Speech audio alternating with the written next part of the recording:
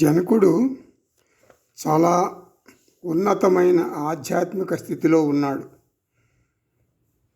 ఆత్మజ్ఞానంతో మెరిసిపోతున్నాడు. అష్టావక్ర మహర్షి జనకుడి జ్ఞానం చూసి మురిసిపోతున్నాడు. జనకుడికి ఏమైనా సాధన చెబుతామని ప్రయత్నిస్తున్నాడు ఒక గురువుగా.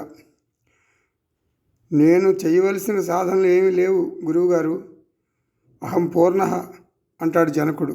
జనక, నీవు ఆత్మ అనాత్మ రెండు ఉన్నాయి అని అంగీకరిస్తున్నావు కదా, మరి అనాత్మను ఆత్మలో లయం చేయవచ్చు కదా అంటాడు గురువుగారు.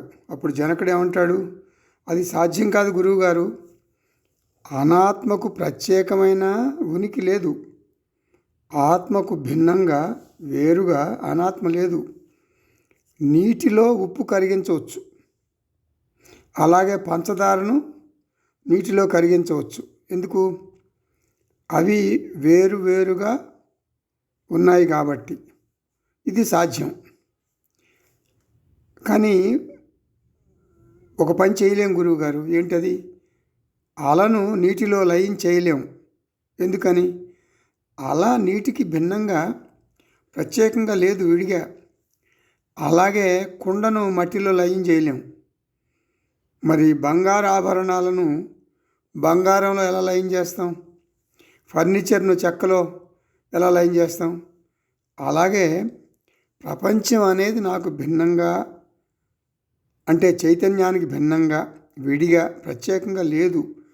జగత్తును నాలో నేను ఎలా లయం చేస్తాను? అద్వైతంలో లయం చేసేది ఏమి ఉండదు. లయం చేయాలంటే ద్వైతం ఉండాలి. నీరు ఉండాలి, పదార్థం ఉండాలి. నేను సముద్రం వంటి వాడను. సముద్రం నుండి అలలు వచ్చినట్లు నా నుండి నామరూపాత్మకమైనటువంటి జగత్తు వచ్చింది. ఇది నా అద్వైత జ్ఞానం. పొందేది లేదు, త్యాగం చేసేది లేదు, లయం చేసేది లేదు. ఇలా మాట్లాడుతుంటే జనకుడు అష్టావక్ర మహర్షి నోట మాట రాక ఆశ్చర్యంగా జనకుణ్ణి అలా చూస్తూ ఉండిపోయాడు ప్రేమగా.